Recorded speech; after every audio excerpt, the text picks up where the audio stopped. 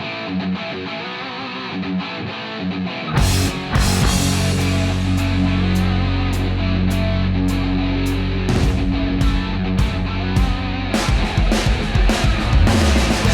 evening. Welcome to the Pirates Fan Forum here on DK Pittsburgh Sports Podcasting Network. We're happy to be back with you. And boy, we can't wait to start talking about the Bucs, who have actually been playing some pretty good ball. I mean, 500 on the nose for the last month. So, I mean, it's hard to complain about that.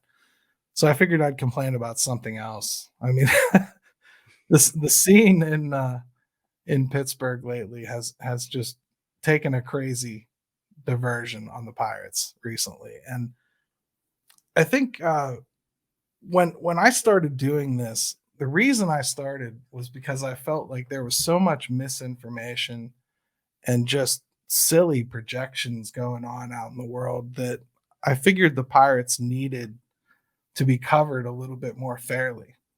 Fortunately, I found somebody that did, and he's on the show today, Craig and Jim Stam.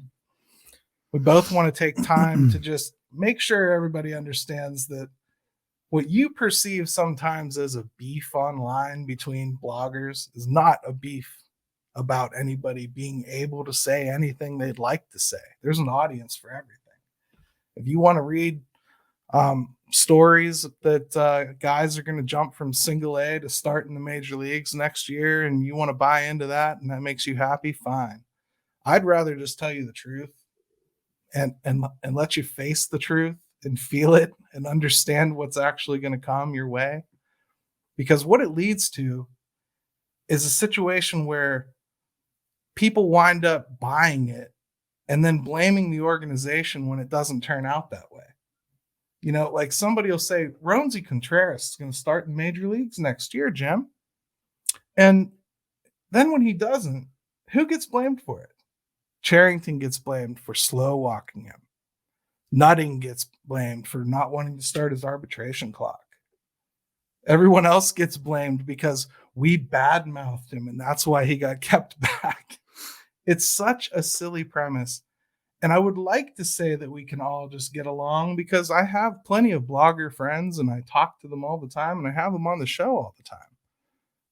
But I don't want to just let things go that are completely overtly silly out there, because they'll end up coming back to me anyway. I may not directly respond to somebody's post, but that post indirectly ends up coming back to me as a question that I have to answer. And I'm going to answer it truthfully. I'm not going to answer it to spare someone's feelings. I'm sorry. If you're going to project things like that and put them out, it's going to get talked about. That's really all there is to it. And that's what we're going to do on this show a little bit today, is talk about some of those crazy projections and talk about some realistic ones as well. And to do that, as always, we got Mr. Jim Stam with me. How's it going, everybody? And we got my good friend and writing partner, Craig Toth, on the show. How you doing, guys? Doing real good, man. So I figured today, let's get started right away with that topic. It's been nuts lately. People are really, really projecting some insane things. I saw somebody yesterday said Henry Davis was going to compete in spring training as a starting catcher, and they were going to trade Jacob Stallings to make room for him. Yeah, that's quite an interesting take.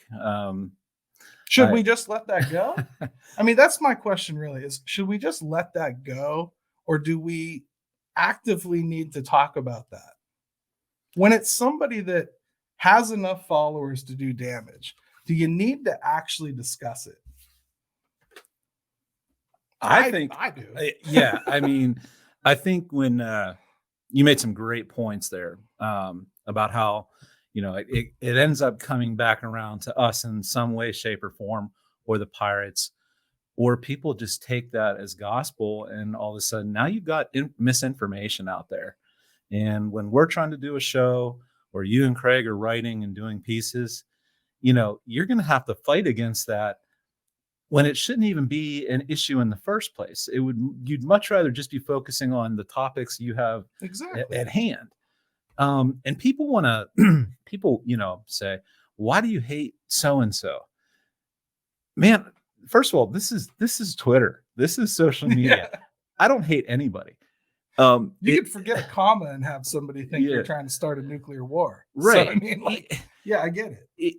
It's just one of those things where it's not about hating anybody. It's about very, very much disliking the work and the content they're putting out, if it's even theirs in the first place. Exactly. And that's another point because, Craig, you know, we often have people mistakenly call us journalists. We're not journalists. We're not even trying to be. We're writing a blog. There's a big difference between bloggers and podcasters and journalists, and it's something that everyone really needs to learn because these people really are doing real work. Journalists are part of the ecosystem that feeds us. And more specifically, what a reporter is. Exactly. My goodness. But they're gathering information, they're interviewing people, they're getting quotes that we don't have access to.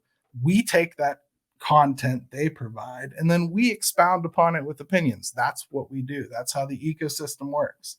And when we take a video clip from them, we ask and we use it.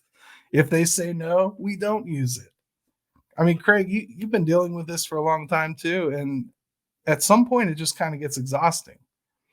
Yeah, and I think there was, to a certain degree, with the pandemic, some of the lines became blurred a little bit because of the limited access that even the journalists had, where some of the journalists were, I wouldn't say not doing their job, but they were also voicing more of their opinions. And it's not that I don't think they should have opinions. But a lot of the times it's like breaking that line of, okay, you wrote this or you tweeted this. Yeah. Is this an actual opinion you have, or is this something you've heard from within the organization? So there was like that little bit of a line blurred. And then with social media, pretty much anybody can have a voice. Yeah. And whatever they choose to do with that voice, and like you said, however many followers they get, then you'll see that influence, and then nobody's really attacking anybody. And I really stopped even commenting on a lot of stuff. I'll retweet stuff if I see a video or something I think that's funny. You had to do that for mental health, though, man. I did, because it would just drive me nuts, because I didn't want to get in these arguments with people when there's really nothing I can say that's either going to change their mind. And even if I provide them with facts, it still isn't going to change their mind. So I just had to kind of get away from that. Yeah. I did make like a comment to Jason Mackey yesterday when he said, you know, he wrote actually a really great piece about the Pirates in Bradenton, because it was the only game that was on that night.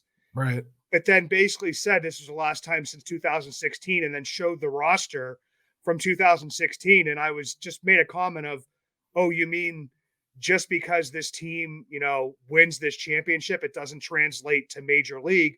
Because you look at that roster and it's got Trevor Williams on it. It's got Kevin Kramer on it. I mean, it was a glutton for punishment. It was just to even look at that. We all know what a stud Kevin Kramer turned into. So big time. Yeah. But I mean, my biggest thing is that, like, never portray anything as your own if it's not. Right. We all know how to do the Twitter screen grabs where you can run it through a system and put it back up where it doesn't attach of who it's from. I just don't see the point of that. If I see something cool or I see a home run, I'll retweet it. And if somebody likes it, great. If somebody gets to see it, great. But if not, it's not anything that I put out. It's something that either the team or, one of those guys that's sitting down there working their butts off scouting or doing whatever, freelancing, they work to get that. And even like taking something, I think something silly is taking something off of somebody's Instagram that they posted. It's just goofy to me. Like it's out there for everybody. And yeah, you're giving everybody like a kind of a place to look at it. Right.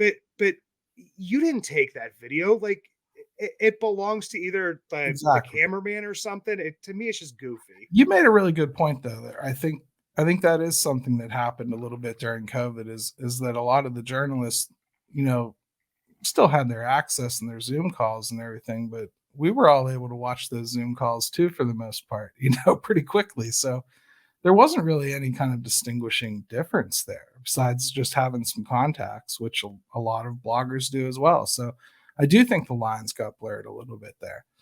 But it's time to step back and just realize that this is an ecosystem that functions best when everybody understands their place. Because I think there's room for everybody to be celebrated and worked with together and enjoyed, and we can all enrich each other's lives, or we can just continue to make things silly. Well, that's where I feel like it's gotten. It's gotten silly, and we all sit back and we see what happens on Twitter, and things unfold, and there's drama all the time. Oh, but look, here's the thing about it. When we sit and talk about the Pirates, it's very important to us and Craig that we do it in a factual, analysis-based way, whether that's positive, whether that's negative. That should be a byproduct of what we're talking about. If it happens to be positive, great. If it happens to be negative, great. But when you put stuff out and you want to just use the cliche that, well, I'm just a positive person. That doesn't hold water in this line of work if you want to be taken seriously. No, but eventually what happens to you, and we'll go ahead and take our first break here after this, but what eventually happens to you is you become a politician. You said what people wanted to hear at some point, and then once you got in office, where the Pirates actually win, they find that you were full of crap. That's the truth. So be straight with people. They deserve it, and they're smart enough to understand it. That's really what everything should be about. That we're all about. Well, here's the thing: is hot takes will get you a following in the short term, but providing factual information and an actual deep diving good analysis will maintain that in the long term. So I feel like some of these people, or whoever it would be that are out there that are making these hot takes, people will see through it eventually. And when what they say is going to happen doesn't come to fruition, then they won't be around anymore. Right, just like my record prediction this year. So let's talk a little bit about that record prediction, huh? Let's take a break.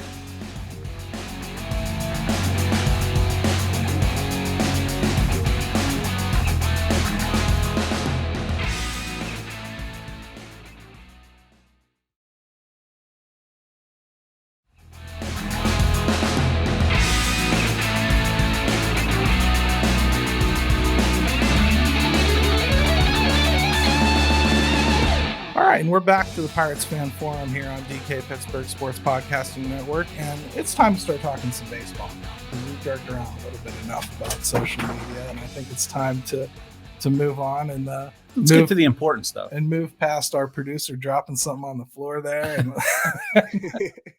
and talk a little bit about our weekly poll question here that we put up, because the Pirates, they need to go 6-5 here to avoid 100 losses. And it seems more doable than I really thought possible a month ago. So I figured let's put up a poll and let's find out what the fans actually think of that. Do they care? On the surface, when I put the poll up, I'm thinking, most people are going to say, we don't want you to lose 100 games. I thought the same thing. I'm going to throw it over to you because you're all set for it. Yeah. So a little surprising, I thought. So the poll question was this, real simple: is not losing 100 games important to you? Explain why or why not, and vote. So we had a pretty decent sample size. It was 215 votes. Not bad. Yeah. So there was yes, no, or 99 equals 100. Don't be silly. So I'll tell you, surprisingly, at least for me, no, 57% of the people that voted said that it is not that important to them. Yeah, I was kind of taken back by that, to be honest with you. A lot of the comments, and when I saw the results, I'm thinking all the comments are going to be filled with I want that top draft pick or something, right? Yeah, but it No, wasn't that is not what people responded. So, I mean, maybe that's why a lot of people voted that way, but that's definitely not what we saw. So even yes was only 27%. right. So we're down into, and then 99 equals 100 was 16%. So it was overwhelmingly no. And I thought, well, maybe it's a little more important to the people who really feel like they're plugged in more, as opposed to maybe a casual fan. That maybe that was the distinction there. You're basically saying, like, maybe I'm sitting here looking at my future comment board. Yeah. So, I mean, Craig, what do you think? Well, I mean, I voted and I commented, and mine was that yes, it did matter to me, and the only reason it actually did matter to me was because of the fallout that could come after that, because then that would give people their talking points. That would give certain members of the Pittsburgh media reason to, blow up the morning drive in or the afternoon drive home with that 100 losses, or people that, would usually say spend nutting, win nutting. It would just give them, hey, this is our, I think it would be eighth 100 loss season in the history of the franchise. Last time coming in 2010 for those that remember that. And even then, like after those, 3 winning seasons, that 100 loss team is something that is still mentioned and that people still go back to. If it doesn't have that big round number and somehow would turn out to be 98 or 99 losses, it's not as easy to point to and to point out. Well, it's terribly hard to do. I mean, if you think about how long the Pittsburgh Pirates have been an organization. Yeah. To only have it happen 7 times. I mean, it's what, when I did my prediction this year, I thought to myself, is this a 100-loss team? Well, let's go. I'll throw my prediction out there because it's going to be wrong. And hey, it's okay to admit when we're wrong, right? I mean, so mine, I said 97 losses. I really thought, you might be there. Maybe. Could be there. Maybe. But, I just felt like, and we tried to hammer this point home before the season started, that losing 105 games or worse or something like that, that's really, really hard to do in a baseball season. It can be done. We're seeing teams do it. Yeah. But so that was mine. I think I went 92 and 70 or something. I know Craig had them losing. I think he took the easy way out, man. He just said 99, so he didn't have to say 100. Well, that's pretty much when I wrote up my thing for mine and Gary's website is I just basically said I did not want to write 100. And I don't want to see 100. I think that's fair, right? Yeah. So I guess it's fair to say the 3 of us don't represent that poll because we kind of care. I don't want to see it. If it happens, I fully expected it. So maybe let's read a few of the comments that we got here because I think we've spoken our mind on it. Yeah. So this is directly related to the poll, and we do have some questions and stuff we want to get to too. So, but Scott Chamberlain, he said, yes, it's important to him because only 8 other teams in the franchise's other 139 years have done so. Also something for the Bucs shooting for the rest of the season. And I tend to agree with that in the sense of you don't want that stamp on your resume as a franchise if you can avoid it. Right. And, look, at the end of a long baseball season, if you tell those guys in that locker room, I'm curious to know if they care about that. I think they don't want that on their resume either as players and coaches and whatnot. It's funny because even this morning on DK's Daily Shot, he talked about this very topic. Oh, okay. Like when I was listening to it, I was like, hey, we have a poll question. We're going to be talking about that ourselves tonight. But he was talking about it from a perspective of actually asking the players and coaches about it. And he was getting the same kind of answers he was getting when he would ask them about the importance of getting a sweep. So you're not going to get that. Oh yeah, it's super important to us, but they're playing like it's important. And I think that's kind of more important. they wouldn't be in this position where it's even a conversation if they hadn't played 500 ball for a month. And when I look at that bullpen, I still kind of don't understand how they've done that. To be honest with you, I don't. They've played their best stretch of baseball this season with arguably their worst team. Yeah, and isn't that funny? And we've talked about this before too. Is I don't know if it's some great sign of things to come. Bad baseball teams can play good baseball in certain stretches, and so let's be honest, 500 for the Pirates is pretty good. What is 15-15 in the last 30 games? So that was another thing that honestly Dejan reminded me of this morning. And Craig, you probably remember this, and you might not have even lived here at the time. When the Pirates avoided the 100 losses with Lloyd McClendon and he cracked champagne. Oh my! Like I had completely forgotten about it. I didn't know that. No. But like two of the images from winning and losing that are burned into my head forever are Lloyd McClendon cracking champagne and who was the catcher? Tony Sanchez chugging 2 beers, double fisting in the locker room when he did absolutely nothing to get them into the playoffs in the first place. I loved it. Look, to me, is it hugely, hugely important? No.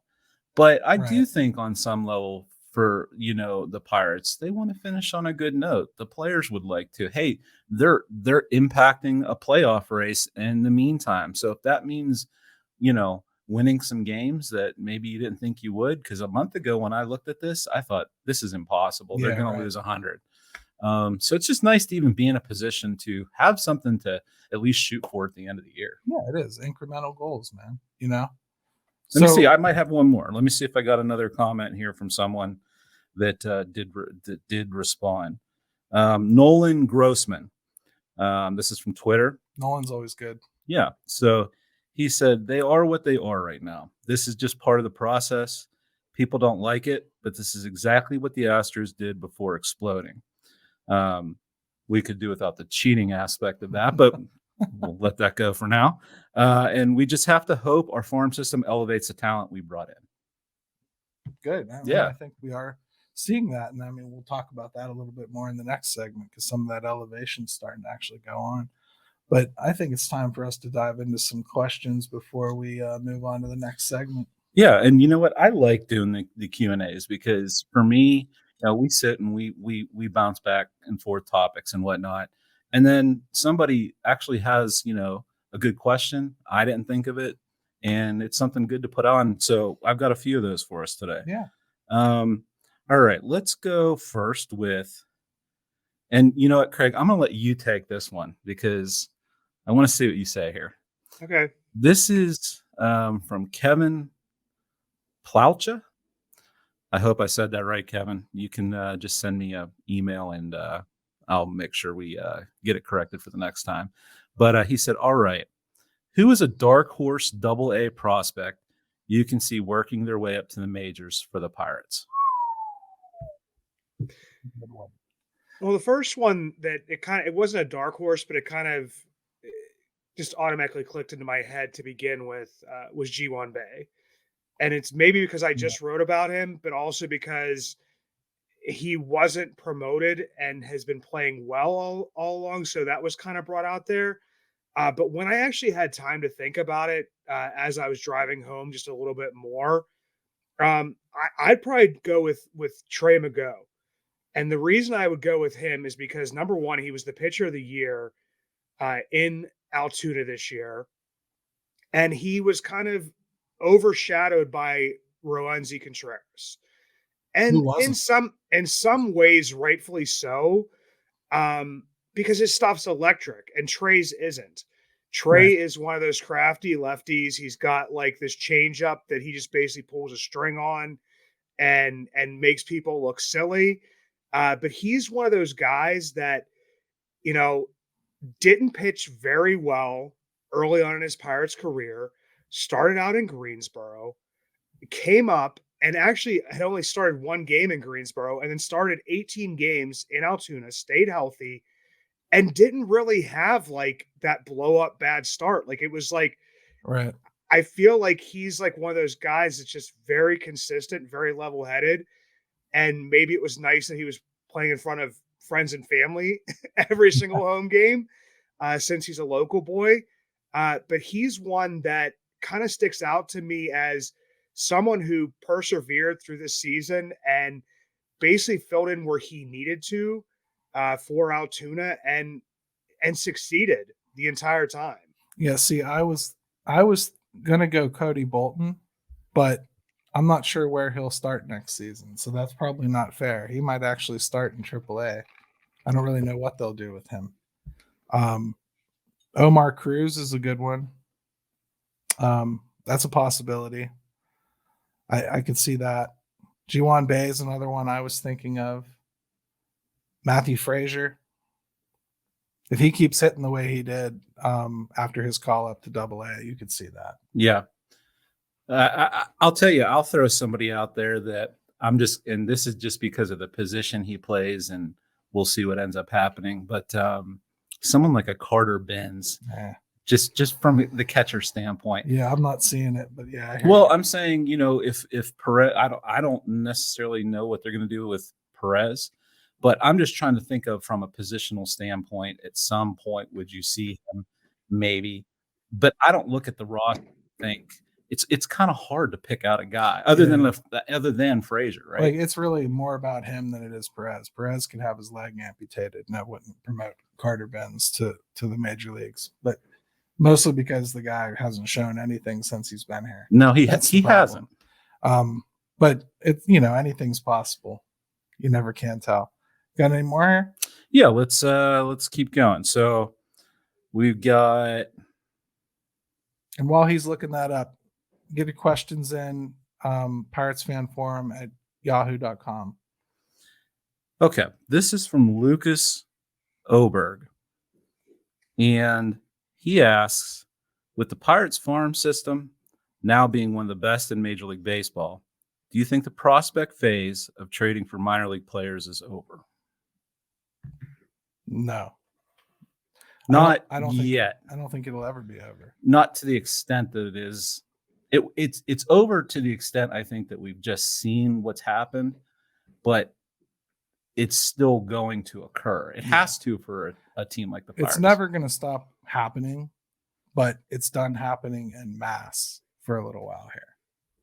Is the best way I can say it. Craig, you feel the same way? Yeah, I think there was like the sell-off, or whatever you would want to call it, or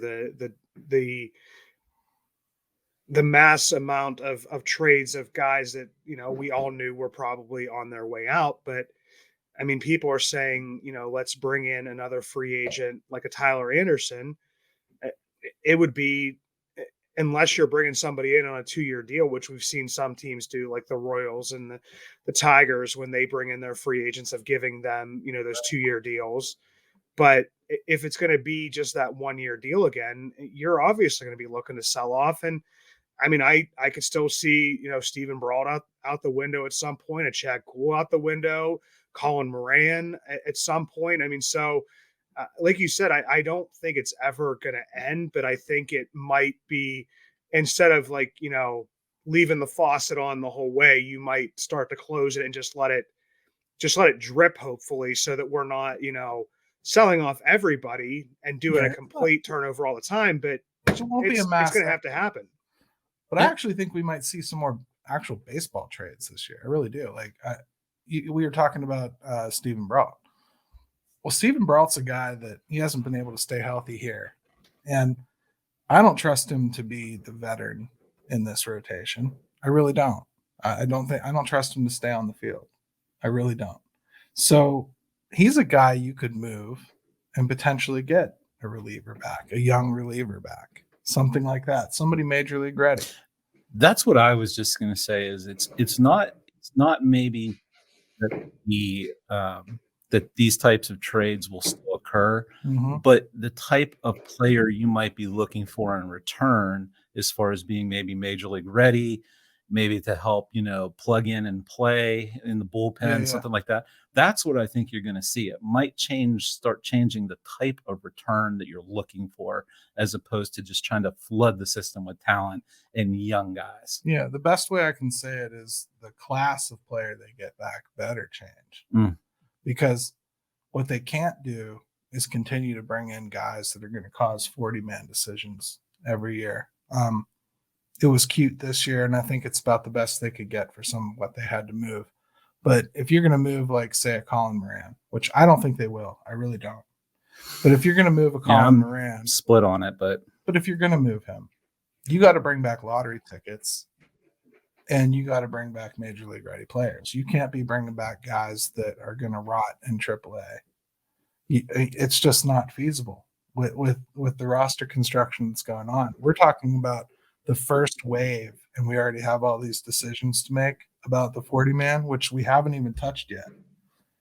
But that's only going to get worse year over year with what they've got coming in Altoona and Greensboro.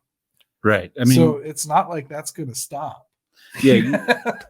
You would be, and it's good that we're talking about this as, this little bit of, it's a change. It's not a huge change, but it's a distinct change.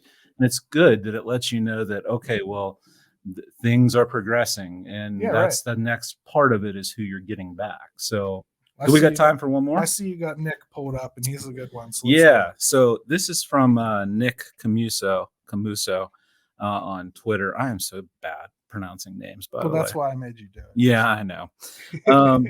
But Nick's always he's a good follow, man, and I've heard through the grapevine that we may actually get him as a guest one of these days if we can tear him away from his jet-setting lifestyle that he has. Oh, we will. But so Nick says, or asks the question, and this is always he's always a good topic here, is Mitch Keller. Yeah. Mitch Keller is popping up a lot in these 2022 rotation projections. Has he done enough to warrant that since his recall, especially with so many starting pitching candidates? I got an answer, but who wants to go first? Do you want to go, or do you want Craig? Craig, go. Go ahead, Craig. Lack of options, so yes. I mean, I know that people are going to say that they're excited there, didn't he? Everybody that listens to my podcast and sees me on Twitter at all, I thought he should have stayed down in AAA for the rest of the season. I thought there was no reason to call him back up if there wasn't going to be any drastic change. I mean, I think he had like a little bit of a delivery, tweak, but I saw him in his last game down in Indy, and he was getting hit all over the place by the Tigers team that didn't even have its best I remember prospects play at the time. He texts me from the stands. Okay, he's in Indianapolis. He texts me. I'm looking at my phone, and it's Craig. He goes, "Yeah, Keller, he ain't it." That's all he wrote. And I'm like, "What happened?" And he goes, "Look at the box score. I won't even bother telling you more." Just wasn't hitting his spots, and velocity's been back down, and it's just been,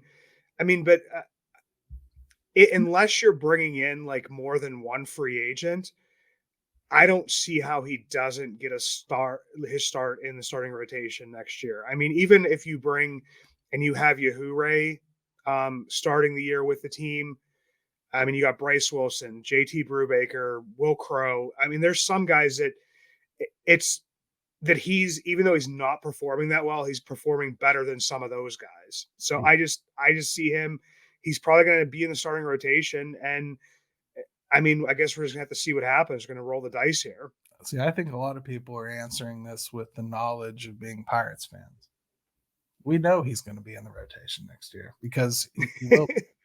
And it's smart, really. I mean, like you give him another half season to show you what he is. And if he doesn't work out, then he's either a bullpen arm or he's Carson Fulmer. It's one or the other. Next year's the proving ground. This year, he gets one more pass as, oh, you had your chain jerked a little bit. We get it. Next year, that's it. And here's what I did too. Like I went back and looked at, look, I just did September starts, He's got 4 starts in September. Yep. And because you start going back a little further and they're just so wildly fluctuating that I don't even know where it's fair to cut him off at, where it looks like you're trying to either make his numbers look better or worse. We'll see. If you started out positive, like people tell you, you would just pick all his good starts. See, that's just it. I've got to stay positive. I've got to. Just like Craig, super positive. Yeah, just take out, and even if he has one bad start for that month, you take that month out and you say if he didn't have a bad start that game. Oh, that's how you get it. Yeah. Okay. All right. Well, so look, the good news is in those 4 starts, 5 or 6 innings every time out. Yeah.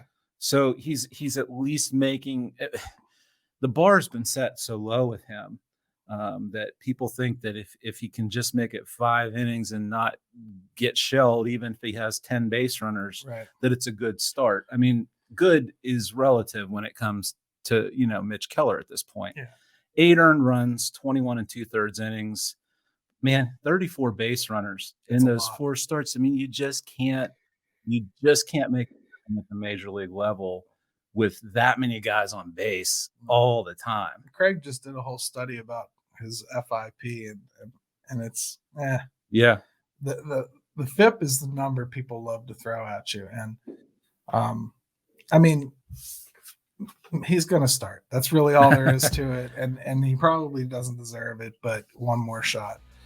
On that note, let's go ahead and take another break. When we come back, we're going to talk a little bit about some promotions that have happened. And I'm going to ask a question that I know is going to drive Craig nuts.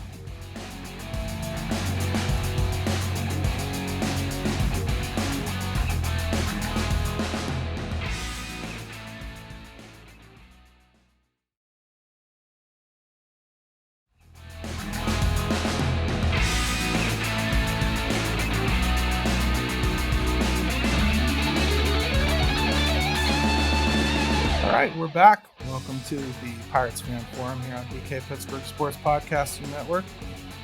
Jim Stam with me and Craig Toth from Inside the Bucs Basement and Bucs in the Basement podcast.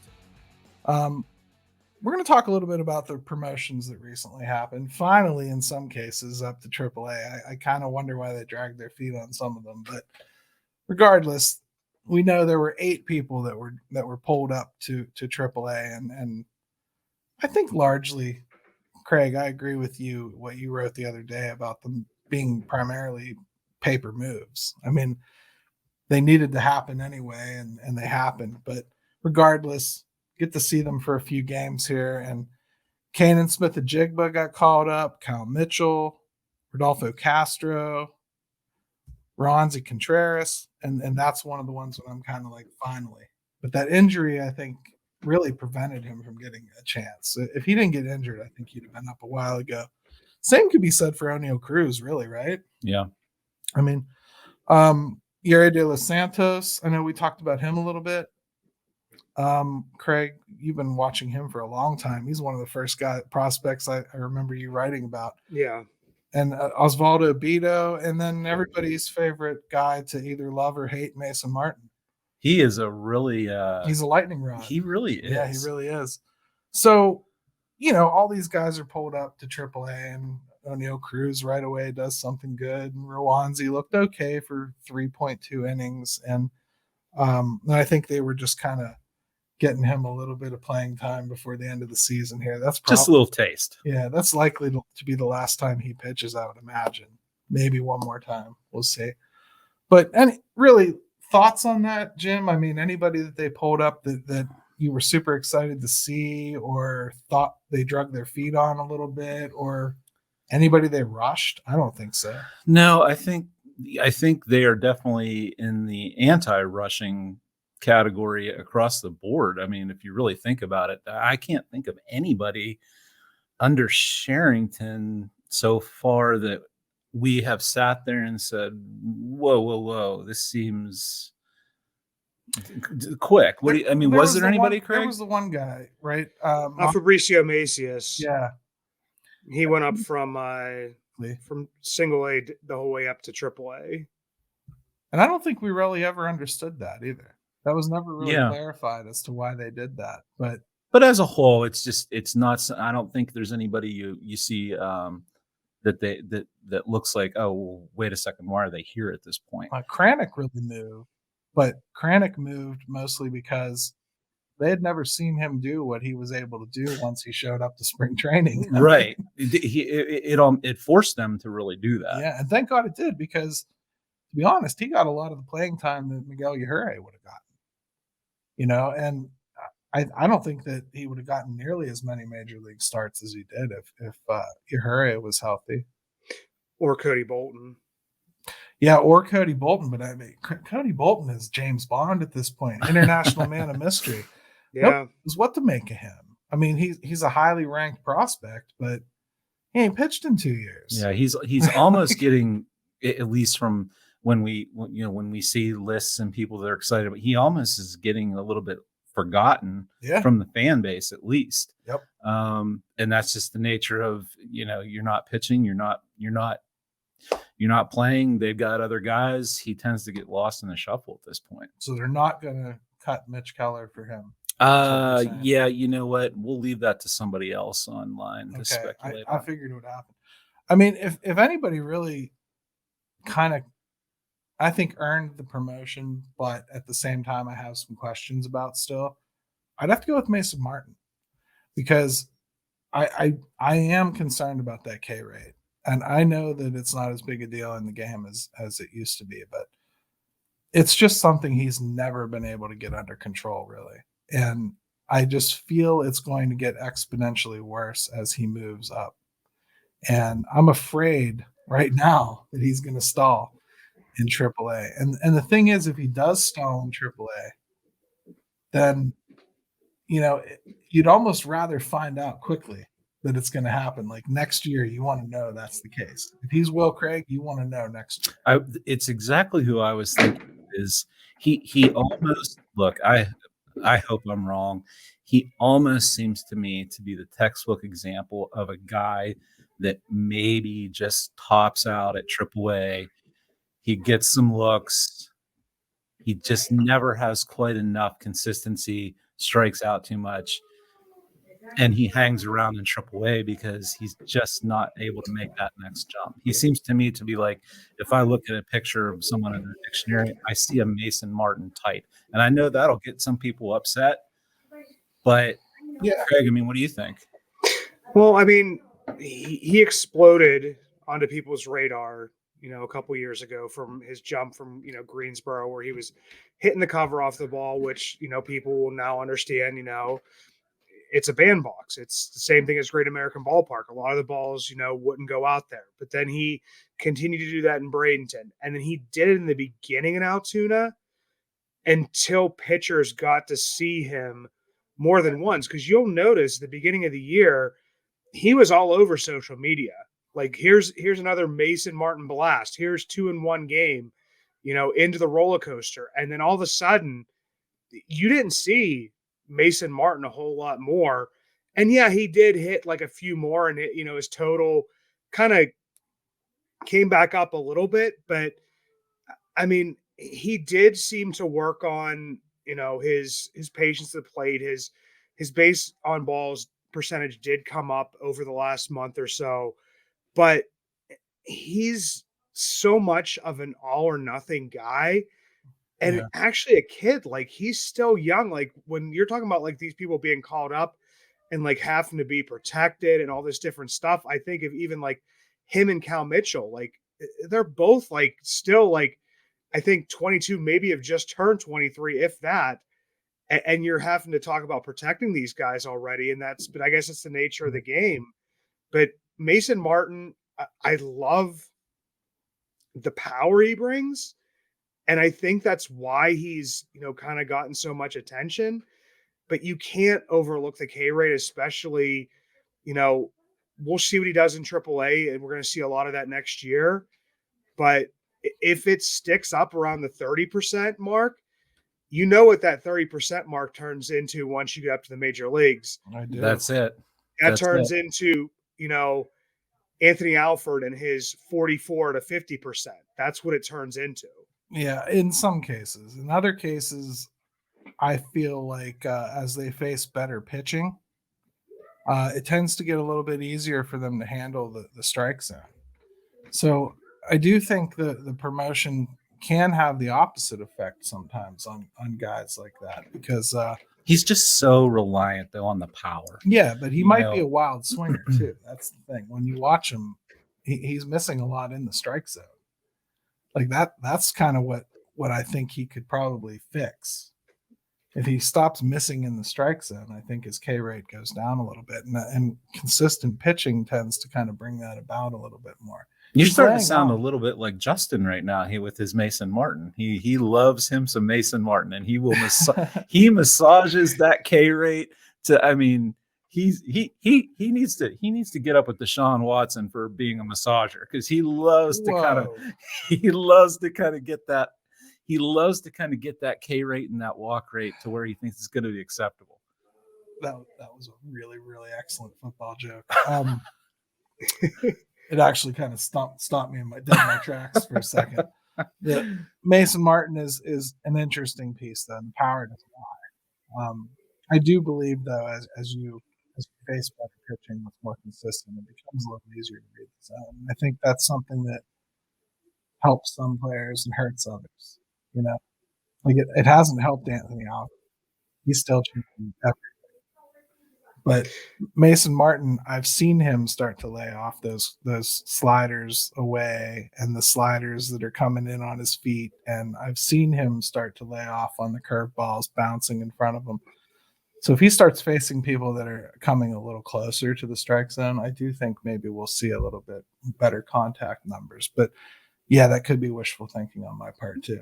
Because of everybody on this list, you know, the one I'm most excited about is probably O'Neal Cruz, because of the power again. And I do believe, just from what we've started to see post-injury here, that he's got that hole fixed in his swing. It's a different swing. It's 100% a different, like it is such a different swing. It's not even funny. It's so compact now. It's beautiful. Yeah. I mean, before he would approach the ball and it was like this giant looping. Yep. I almost equated it to if Charles Barkley, if anybody's ever seen his golf swing. Oh my where God. It was just where it was just like he couldn't stop himself from this giant loop, and he would try to stop it. And now it's a smooth stroke and it's very compact. It looks so much different. Yeah, it's honestly it's probably the most encouraging, overt, in your face development thing I can say that I saw this year. And not to say like that one kid makes your development system, but it's been a problem with him ever since they acquired him from LA. So I kind of thought maybe it was an ingrained problem that just wasn't going to be able to go away. What I've seen this season and his growth gives me great hope for his career. I have much more faith in O'Neal Cruz now than I did at the beginning of the season. Yeah, I would agree with you. And maybe that was the good thing with him, that he was so raw in so many ways. He was still growing, for God's sakes. I think since the Pirates got him from the Dodgers, I think he's grown 3 or 4 inches since then. I mean, so you're talking about literal growth, figurative growth, you know, and he still can be coached up to the point where you're seeing it now, hopefully, that swing, it looks entirely different. Yeah, and that's been incredible. But then you got like steady performers. Like Cal Mitchell has just, I think, been just a steady, slow, measurable incline upward from the moment he was drafted and started playing till now. I've never seen him really deviate down too much. Defense has always kind of been there. I've really liked his game the whole time, and I'm happy to see him get this promotion too. And Kanan Smith-Njigba definitely deserved it. I mean, if anything, he probably was held back by injury as well. Is that a theme this year? Man, injury just has wrecked this system, like up and down. Yeah, I think when people are talking about like the promotions, like why promotions didn't happen and stuff, and why it was so slow, is, I mean, you look. I mean, Endy Rodriguez, you can start down in Bradenton. He was injured. Nick Gonzalez, he was injured. You come up, you know, even like Carmen Majinski was injured. Right. Then you keep on coming up through the system. Roenzi, O'Neal, Kanan, I mean, everybody was kind of injured, but I did want to say the one thing about Cal Mitchell that I always say is I went and saw him, Travis Swaggerty, and Mason Martin play down in Bradenton back in 2019. And I've said this every single time anybody asks me is who was the best player on that field. And I said it was Cal Mitchell every single time. Yeah. I went down to see Mason Martin and Travis Swaggerty, and Cal Mitchell was the best player on the field. But tell me why. Like, give me a reason for that. I'm just curious as to what you saw, Craig. What I saw was a steady, clean approach at the plate. I watched them for like about 3 games. He just basically looked more mature and more, I guess, developed at that point in time. And a lot of people were downplaying his defense then. It was getting the lower grades and stuff like that, but he was actually making Travis Swaggerty's job in center field easier by how much ground he was covering in right field. So I went down there and I saw Mason Martin strike out a whole bunch of times. I saw Travis Swaggerty not really hit the ball that great. And I saw Cal Mitchell, and it might've just been the series that I saw, but it just looked like that he was a lot more polished than both of those players, which, I mean, for being more polished than Mason Martin, understandably, but right, to be more polished than Travis Swaggerty, which I still have never seen, it really impressed me. I saw Altoona play, I think about 4 times this year. I made it out there.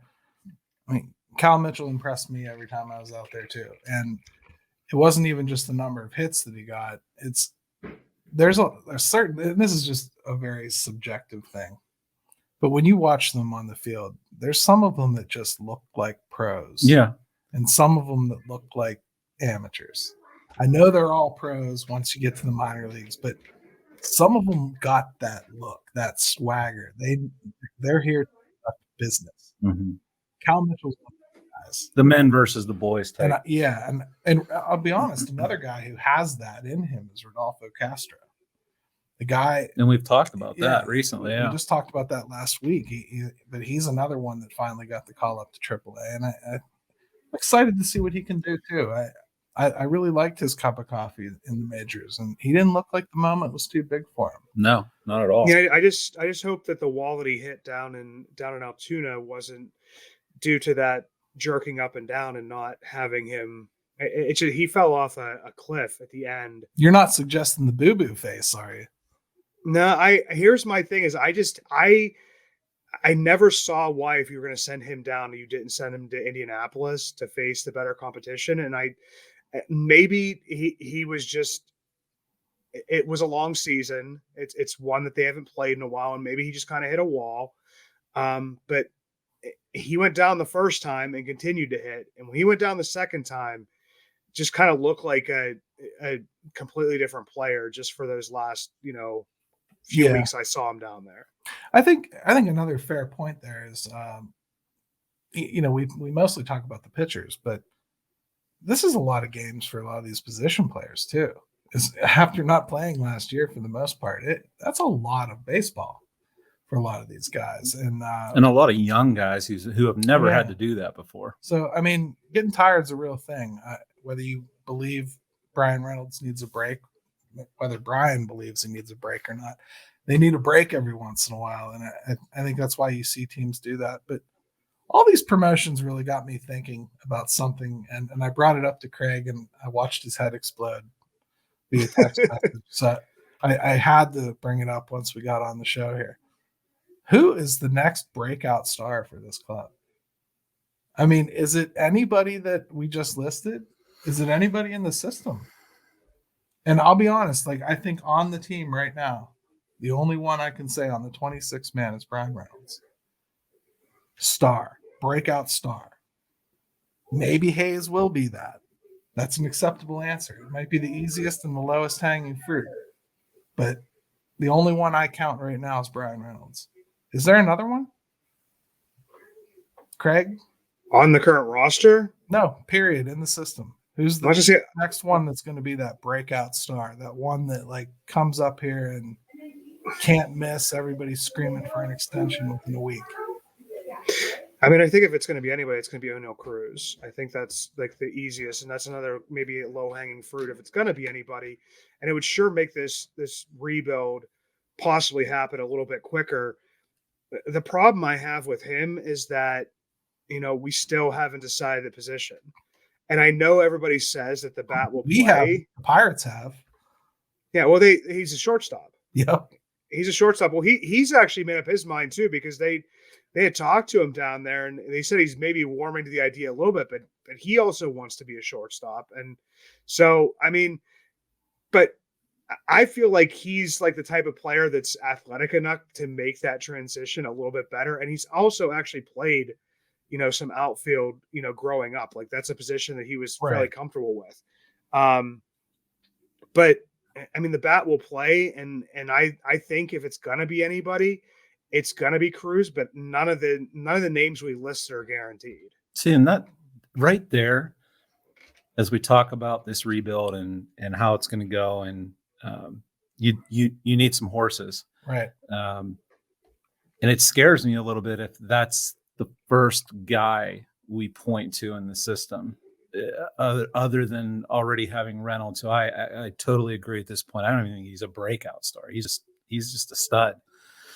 And so I worry about if that's the guy we're looking toward, as much as he's got the potential and the ability, do I see him as the next Acuna or Wander Franco? No, so that worries me that that's the guy that we look to pin our hopes on it. Yeah, I mean, you're talking about guys with high ceilings, and I think Craig tends to lean more towards examining someone's floor than their ceiling, and I tend to lean that way as well. So when he said O'Neal Cruz, that was the name I was thinking too, because he's close, and I feel like he's close to maximizing his tools. So I kind of believe in it a little bit more, if that's a good way to put it. I think Henry Davis has every possibility of being that. I really do. I think Nick Gonzalez, I'd like to see him hit outside of Greensboro before I start getting too excited. I really would. A lot of home runs this year. On the road. Yeah. I'd really like to. It's a good point, though. I'd really like to see him hit. I'd like to see him hit on the road. Most of his home runs, I think it's like 3/4, if not more, came in Greensboro. Right. And that's exactly what I'm saying. Is I need to see him outside of Greensboro a little bit. And I think we'll get that opportunity next year. So it's not like we're going to have to wait too long. And I think he's going to be a good player. It's just when we're talking about like who's that next big star, like who's that McCutcheon, who's that? Yeah, right. Who's that Brian Reynolds? Who's that guy? Because you're gonna need that. Yeah. I mean, so that worries me a little bit. Because we don't have those 60 FB. No. In the minor leagues, we have some 45s and 50s and things like that. They're good players. They profile to be good players. But you need stars. I mean, look around baseball and look at some of these guys that are young and they are bona fide studs. Yeah. I mean, they are carrying their teams look at Guerrero. I mean, what a monster. Adam Wainwright. He just needs to pitch against the Pirates constantly. No, he needs to retire. Oh man. Please. And him and Yachty both. They both need to retire. I can't what they're doing. Yeah, I think the biggest thing here is that when I look at these rebuilding teams and the teams that have rebuilt previously, is that they had the talent to trade from to be able to get bona fide talent from the get-go. I mean, a lot of people look back to like the Chris Sale trade. Like we didn't have Chris Sale. Right. Like we had Tyler Anderson, Joe Musgrove, and Jamison Tyon. Like and Josh Bell and Marte and yeah, I mean Marte for me is probably the one that had one of the highest trading potentials and got two pretty high end, like, but still lottery tickets. Like, they weren't as developed as some of the other teams. Like, we're not trading, for Eloy Jimenez and Juan Moncada. We're trading for Tucupito Marcano. Yeah. Like, that's where like the big difference is in some of these like things, is that we don't have that. We don't have a McCutchen and we don't have a Marte in the system right now. We might have a Neil Walker. Like, it's like the highest. I mean, on that bright note, no, in all sincerity, I do believe O'Neal Cruz has a good shot at it. And I think that's probably the next great hope here. I mean, and let me just add this real quick. I mean, maybe some of this comes from the pitching side too, with the Quinn Priesters of the world, Contreras. I mean, if you can hit on a couple of those dudes, which, as we all know, arms tend to be a little bit, not dependable, but if maybe it's more on that side, I'll take it. Yeah. Well, hey, anybody wants to get a hold of any of us, you can get a hold of Craig on Twitter at Bucs Basement, and check out everything he writes over at InsideTheBucsBasement.com. You might find someone else familiar over there. And Jim Stam at JimStam22 on Twitter, for the city _412, all Pittsburgh all the time. So yep. And on Pirates Fan Forum.com with any questions. Follow us on Twitter, and we'll talk to you later. This was a really good conversation. Thanks for joining us, Craig. We had a good time. Well, thanks for having me on, guys. I'll see you in the Twitterverse. Absolutely, brother. Let's go Bucs.